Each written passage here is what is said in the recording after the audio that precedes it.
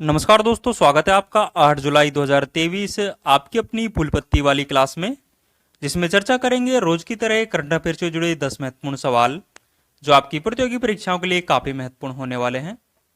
दोस्तों, यदि आपने हमारे पिछले करंट अफेयर के वीडियोज नहीं देखे हैं तो वो भी आप जरूर से देखें, जिसका लिंक इस वीडियो के नीचे कमेंट बॉक्स में मिल जाएगा।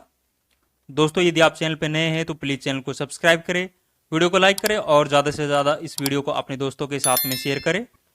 तो बिना किसी देरी के स्टार्ट करते हैं आज का पहला क्वेश्चन। पहला क्वेश्चन है, हाल ही में भारत ने वर्ष 2024 के लिए G20 बैठक की अध्यक्षता किसे सौंपी है? तो भारत के द्वारा जो G20 2024 की बैठक होने वाली है उसकी अध्यक्षता है जो ब्राजील को सौंप दी गई है। आप सभी को भली भांति पता है कि भारत के द्वारा 2023 में G20 की अध्यक्षता की गई है और वर्ष 2024 के लिए जो G20 की बैठक की अध्यक्षता है वो ब्राजील देश के लिए भारत के द्वारा सौंप दी गई है। तो ये आपको सभी को भली भांति पता है। वर्ष 2022 की जो G20 की बैठक है ये इंडोनेशिया में होती है और हाल ही में भारत के द्वारा G20 की बैठक की अध्यक्षता की गई है जो कि 18वें क्रम की बैठक थी। तो ये आप सभी को पता है। G20 के बारे में बात करें तो G20 में 19 देश और एक यूरोपियन संघ जो संस्था है वो शामिल है और G20 की स्थापना है ये 26 सितंबर 1999 को G20 की स्थापना होती है। तो ये पॉइंट्स भी आपको ध्यान रखना है। कुछ इंपॉर्टेंट पॉइंट्स और ध्यान रखेंगे। आज जितने भी लर्न टॉप पॉइंट्स हैं उसमें हम कुछ हिस्ट्री के क्वेश्चंस के बारे में डिस्कस करेंगे, तो आप वीडियो को लास्ट तक जरूर देखें। दिल्ली सल्तनत के जो वंश था उनका क्रम के बारे में बात करें तो दिल्ली सल्तनत में क्रम के अनुसार जो पहला वंश था वो गुलाम वंश था, उसके बाद खिलजी वंश आता है, फिर तुगलक वंश आता है, फिर सैयद वंश आता है और फिर लोधी वंश आता है। तो आप इसे ट्रिक के माध्यम से भी ध्यान रख सकते हैं, गुल खिले तो शायद लोधी मिले, तो इसकी ये ट्रिक हो जाएगी। तो ये आप ट्रिक के माध्यम से भी ध्यान रख सकते हैं। नेक्स्ट पॉइंट है, राष्ट्रकूट वंश का संस्थापक। तो राष्ट्रकूट वंश थे उसके संस्थापक थे जो दंतीदुर्ग थे। राष्ट्रपति के निर्वाचक मंडल में जो निर्वाचित एमपी और एमएलए होते हैं वो सभी भाग लेते हैं। मतलब जो राष्ट्रपति का निर्वाचक मंडल होता है उसमें इलेक्टेड एमपी और एमएलए भाग लेते हैं। ये आप सभी को भली बात ही पता है। नेक्स्ट पॉइंट देखेंगे, संयुक्त राष्ट्र संघ में भारत का स्थायी प्रतिनिधि है जो रुचिरा कंबोज है। तो ये भी आपको ध्यान रखना है। दोस्तों, आगे बढ़ने से पहले मैं आपको बता दूं, इन सभी 10 क्वेश्चंस की जो पीडीएफ है वो हमारे टेलीग्राम चैनल जीने स्टॉक पर मिल जाएगी, जिसका लिंक इस वीडियो के नीचे कमेंट सेक्शन में दिया हुआ है। वहां जाकर आप ये पीडीएफ डाउनलोड कर सकते हो। दोस्तों, यदि आपको ये वीडियो पसंद आ रहा है तो प्लीज़ वीडियो को लाइक करें और यदि आपने अभी तक हमारे चैनल को सब्सक्राइब नहीं किया है तो प्लीज़ चैनल को सब्सक्राइब भी करें और इस वीडियो को ज़्यादा से ज़्यादा अपने दोस्तों के साथ में शेयर करें। आगे बढ़ते हैं।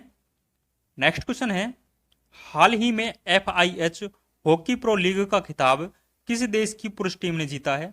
तो हाल ही में आयोजित FIH हॉकी प्रो लीग का खिताब है जो नीदरलैंड की पुरुष टीम के द्वारा जीता गया है। तो आपको ध्यान रखना है, इस प्रो लीग में जो भारत का स्थान था वो चौथा स्थान रहा है और भारत की जो कप्तान थी उसमें हरमनप्रीत सिंह है जो इस लीग में भारत की कप्तान थी और हरमनप्रीत सिंह है जो इस लीग में हाईएस्ट गोल करने वाली खिलाड़ी भी थी। तो ये आपको ध्यान रखना है। ये महिला कैटेगरी में बात कर रहे हैं हम और पुरुष कैटेगरी में जो विजेता है वो नीदरलैंड रहा है। महिला कैटेगरी में जो विजेता है वो भी नीदरलैंड देश ही रहा है। तो पुरुष और महिला दोनों वर्गों में ही जो प्रो लीग का आयोजन हुआ है उसमें विजेता है जो नीदरलैंड टीम रही है और महिला वर्ग में जो भारत की टीम है वो चौथे स्थान पर रही है और भारत की जो इसमें कप्तान रही है वो हरमनप्रीत सिंह है और इसके द्वारा इस टूर्नामेंट में सर्वाधिक गोल किए गए हैं। तो ये भी आपको ध्यान रखना है। कुछ इंपॉर्टेंट पॉइंट्स और ध्यान रखेंगे। क्रिस्टिना कोच है, ये मिशन आर्टिमिस के तहत चंद्रमा पर जाने वाली पहली महिला यात्री होगी। तो ये आपको ध्यान रखना है। मुद्रा राक्षस है जो विशाख दत्त की पुस्तक है। हाइड्रोफोबिया का मतलब होता है जल से डरना, मतलब जो जल से डरता है उसे हाइड्रोफोबिया कहते हैं। और रेबीज रोग में के लक्षण यही है कि लोगों को मतलब रेबीज रोग से पीड़ित व्यक्ति को जल से डर लगता है, जिसे हम हाइड्रोफोबिया के नाम से जानते हैं। और रेबीज को जो टीका है उसकी खोज है वो लुइस पास्चर के द्वारा की गई थी। तो ये पॉइंट्स भी आपको ध्यान रखना है। मावट की वर्षा है जो रबी की फसल के लिए गोल्डन ड्रॉप्स साबित होती है। तो ये पॉइंट्स भी आपको ध्यान रखना है। नेक्स्ट क्वेश्चन देखेंगे, हाल ही में विदेश मंत्री डॉक्टर सुब्रमण्यम जयशंकर के विदेश दौरे में चर्चा में आई किदुथानी परियोजना का संबंध किस देश से है?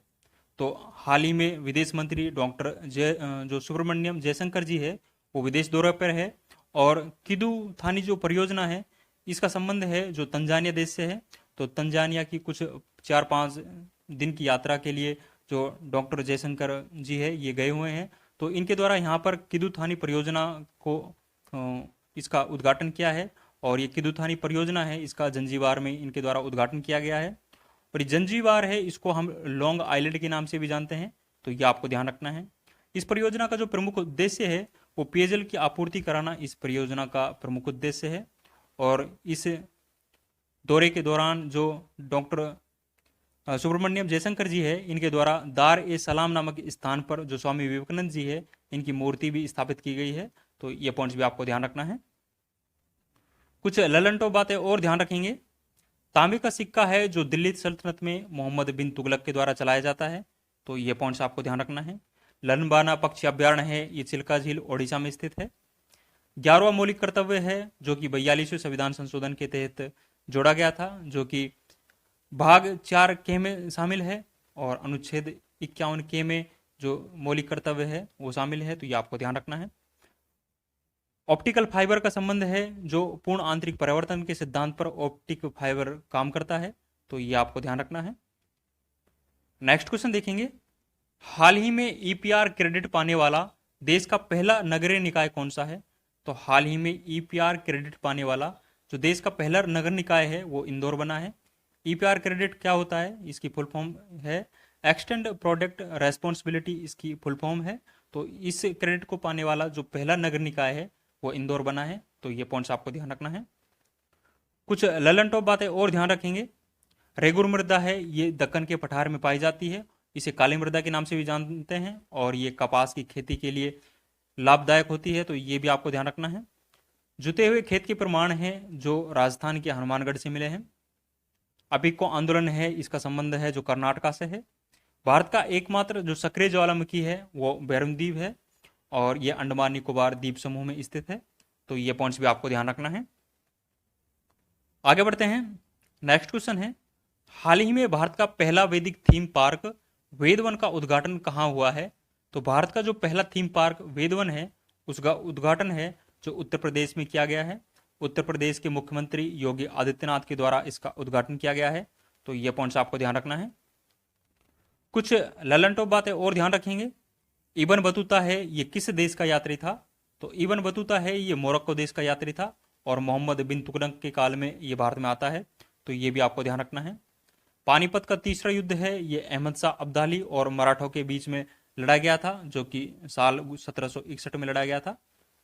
औरंगाबाद का नाम है जो बदलकर अब संभाजी नगर कर दिया गया है।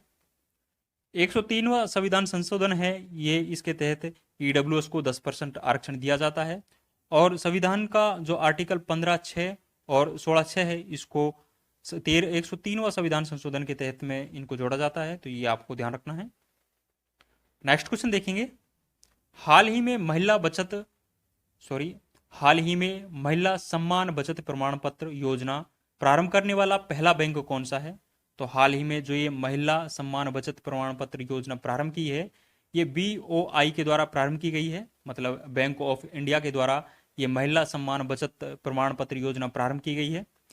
ये जो महिला बचत प्रमाण पत्र योजना है, इसकी घोषणा है जो बजट 2023-24 में जो हमारी वित्त मंत्री निर्मला सीतारमण जी है, इनके द्वारा की जाती है। इसमें हम है जो महिलाएं हैं 1,000 से लेकर 2 लाख रुपए तक की राशि जमा कर सकती है। और इस योजना की जो अवधि है वो साल 2024 से 2025 तक इसकी अवधि रहने वाली है। इस दौरान इस जमा की गई राशि पर महिलाओं को 7.5% ब्याज दर मिलने वाली है। तो यह आपको ध्यान रखना है कि इस योजना को बैंक ऑफ इंडिया के द्वारा हाल ही में प्रारंभ किया गया है। कुछ ललन टॉप बातें और ध्यान रखेंगे। विदेशी धरती पर भारतीय ध्वज को फहराने वाली जो पहला व्यक्ति था वो भिकाजी कामा था। और जर्मनी में इनके द्वारा इस ध्वज को फहराया गया था। तो ये आपको ध्यान रखना है। विचार और अभिव्यक्ति की स्वतंत्रता है, यह आर्टिकल 19A में वर्णित है। रुक्मणी देवी रुंडेल है, इसका संबंध है जो भरतनाट्यम शास्त्रीय नृत्य से है। और भरतनाट्यम है जो कहाँ का शास्त्रीय नृत्य है, ये आप कमेंट सेक्शन में जरूर बताएं। प्रार्थना समाज की स्थापना है, ये महाराष्ट्र में आत्माराम पांडुरंग के द्वारा की गई थी। तो ये सारे ललन टॉप पॉइंट्स आपको ध्यान रखने हैं। नेक्स्ट क्वेश्चन देखेंगे, हाल ही में आदिवासी समुदाय के वन अधिकारों को बढ़ावा देने के लिए मौ जंगल जामी योजना किसने प्रारंभ की है? तो हाल ही में आदिवासी समुदाय के वन अधिकारों को बढ़ावा देने के लिए जो ये मौ जंगल जामी योजना है, ये ओडिशा के द्वारा प्रारंभ की गई है। ओडिशा के मुख्यमंत्री नवीन पटनायक जी के द्वारा इस योजना को हाल ही में प्रारंभ किया गया है। तो ये आपको ध्यान रखना है। इस योजना का जो प्रमुख उद्देश्य है वो आदिवासी समुदायों को वन अधिकार है उनको बढ़ावा देने के लिए इस योजना को प्रारंभ किया गया है। कुछ ललन टॉप बातें और ध्यान रखेंगे, चोल वंश का संस्थापक है जो विजयालय है। लखनऊ अधिवेशन है जो 1916 में होता है और इसकी अध्यक्षता है जो अंबिका चंद मजूमदार जी इसकी अध्यक्षता करते हैं। और इसमें जो नरम दल है और गरम दल है इनका समझौता होता है, और कांग्रेस लीग और मुस्लिम लीग का भी इसमें समझौता होता है। तो ये आपको ध्यान रखना है। तिनकठिया प्रथा का संबंध है ये चंपारण आंदोलन से है, और महात्मा गांधी का ये पहला चंपारण आंदोलन था जो साल 1917 में संचालित होता है। 86वां संविधान संशोधन के तहत आर्टिकल 21A और 51A को जोड़ा गया था। तो इसका संबंध है जो शिक्षा के अधिकार से है। तो ये आपको ध्यान रखना है। नेक्स्ट क्वेश्चन देखेंगे, गुणवत्तापूर्ण शिक्षा उपलब्ध कराने के लिए प्रोजेक्ट रेल किस राज्य द्वारा प्रारंभ किया गया है? तो गुणवत्तापूर्ण शिक्षा उपलब्ध कराने के लिए ये जो प्रोजेक्ट रेल है ये झारखंड के द्वारा प्रारंभ किया गया है।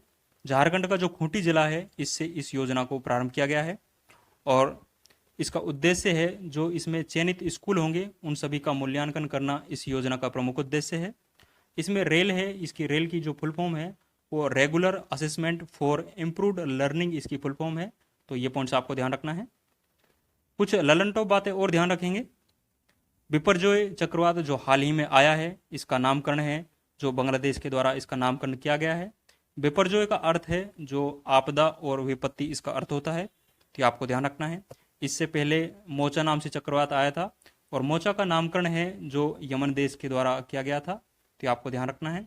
और आने वाले दिनों में तेज नाम से चक्रवात आने वाला है, और तेज का नामकरण है ये भारत देश के द्वारा कर दिया गया है। तो ये पॉइंट्स भी आपको ध्यान रखना है। नेक्स्ट पॉइंट देखेंगे, HDI को कौन जारी करता है? तो ह्यूमन डेवलपमेंट इंडेक्स है, इसको UNDP के द्वारा जारी किया जाता है, और HDI इंडेक्स में जो भारत की रैंक है वो 132वीं है। तो ये पॉइंट्स आपको ध्यान रखना है। लावणी नृत्य का संबंध है जो महाराष्ट्र राज्य से है। नेक्स्ट पॉइंट है, तेंदुलकर समिति, रंगराजन समिति और लकड़वाल समिति है, इन तीनों ही समिति का संबंध है जो गरीबी से है। तो ये सारे पॉइंट्स आपको ध्यान रखने हैं। नेक्स्ट क्वेश्चन देखेंगे, हाल ही में RBI ने किसे कार्यकारी निदेशक पद पर नियुक्त किया है? तो हाल ही में RBI के द्वारा जो कार्यकारी निदेशक पद पर नियुक्त किया है वो P वासुदेवन जी को नियुक्त किया गया है। तो आपको ध्यान रखना है। यदि RBI के वर्तमान में गवर्नर के बारे में बात करें तो शक्तिकांत दास जी है जो RBI के वर्तमान में गवर्नर है, जो कि 25वें क्रम के गवर्नर है। तो ये आपको ध्यान रखना है। यदि RBI के बारे में बात करें तो RBI की जो स्थापना है ये यंग हिल्टन आयोग की सिफारिश से RBI की स्थापना होती है। RBI की स्थापना 1 अप्रैल 1935 को होती है, जो कि 1934 के अधिनियम से होती है। RBI का पहले हेडक्वार्टर है जो कोलकाता में था, और इससे स्थानांतरित करके इसके हेडक्वार्टर को मुंबई में कर दिया गया था। और RBI का जो लोगो है उसमें ताड़ का वृक्ष और रॉयल बंगाल टाइगर स्थित है। तो ये पॉइंट्स आपको ध्यान रखना है। RBI का राष्ट्रीयकरण कब होता है ये आप कमेंट सेक्शन में जरूर बताएं। यदि RBI के पहले गवर्नर के बारे में बात करें तो RBI का जो पहला गवर्नर था वो ऑसबोर्न स्मिथ था, और RBI के जो पहले भारतीय गवर्नर थे वो कौन थे ये आप कमेंट सेक्शन में जरूर बताएं। कुछ ललन टॉप बातें और ध्यान रखेंगे, ग्लूकोज में CHO का अनुपात क्या है? तो ग्लूकोज में CHO का अनुपात है जो 1:2:1 है। तो ये पॉइंट्स भी आपको ध्यान रखना है। इसका रासायनिक सूत्र है जो C6H12O6 होता है, इसलिए इसका जो अनुपात होता है, रेशियो होता है वो 1:2:1 होता है। तो ये पॉइंट्स आपको ध्यान रखना है। बाजार नियंत्रण प्रणाली है ये अलाउद्दीन खिलजी के द्वारा प्रारंभ की गई थी। चेरी ब्लॉसम फेस्टिवल का संबंध है जो शिलोंग से है। अभिनव भारत की जो वर्तमान में अभिनव भारत जो संस्था थी उसके जो संस्थापक थे वो जो वीर सावरकर जी थे, और हाल ही में वीर सावरकर की जयंती पर 28 मई को जो नया संसद भवन है इसका उद्घाटन है जो भारतीय प्रधानमंत्री के द्वारा किया गया है, तो ये भी आपको ध्यान रखना है। आज का अंतिम क्वेश्चन देखेंगे। अंतिम क्वेश्चन है, हाल ही में दिग्वंत हुए प्रसिद्ध चित्रकार के एम वासुदेवन नंबूतिरी का संबंध किस राज्य से है? तो ये जो के एम वासुदेवन नंबूतिरी है, इनका हाल ही में निधन हो गया है और ये प्रसिद्ध चित्रकार थे और इनका संबंध है जो केरल राज्य से है, तो ये आपको ध्यान रखना है। कुछ ललन टॉप बातें और ध्यान रखेंगे। पंडवानी जो लोक संगीत है इसका संबंध है जो छत्तीसगढ़ राज्य से है। राष्ट्रगान को कब स्वीकार किया गया था? तो राष्ट्रगान को 24 जनवरी 1950 को स्वीकार किया जाता है, तो आपको ध्यान रखना है। कोरोमंडल तट पर जो वर्षा होती है वो लौटते हुए मानसून से वर्षा होती है, तो ये आपको ध्यान रखना है। जाइलम और फ्लोएम का क्या क्या कार्य है, तो ये देखते हैं। जाइलम का जो कार्य होता है वो जड़ से पौधों में पानी का प्रवाह करना जाइलम का कार्य होता है, जबकि फ्लोएम का जो कार्य होता है वो खाद्य पदार्थ होते हैं उनका प्रवाह है जो पौधे में करना है, जो फ्लोएम का कार्य होता है। तो ये सारे ललन पॉइंट्स आपको ध्यान रखने हैं, आपकी परीक्षाओं की दृष्टि से काफ़ी इंपॉर्टेंट है। दोस्तों ये 10 इंपॉर्टेंट क्वेश्चंस हमने डिस्कस किए हैं जो कि आपकी परीक्षाओं की दृष्टि से काफ़ी इंपॉर्टेंट है। इन सभी 10 क्वेश्चंस की जो पीडीएफ है वो हमारे टेलीग्राम चैनल जीने स्टॉक पर मिल जाएगी, जिसका लिंक इस वीडियो के नीचे कमेंट सेक्शन में दिया हुआ है। वहाँ जाकर आप ये पीडीएफ डाउनलोड कर सकते हो। यदि आपको वीडियो पसंद आ रहा है तो वीडियो को लाइक करें, और यदि आपने अभी तक हमारे चैनल को सब्सक्राइब नहीं किया है तो प्लीज़ चैनल को सब्सक्राइब करें और ज़्यादा से ज़्यादा इस वीडियो को अपने दोस्तों के साथ में शेयर करें। तो आज के लिए बस इतना ही, मिलते हैं नेक्स्ट वीडियो में। थैंक यू, जय हिंद।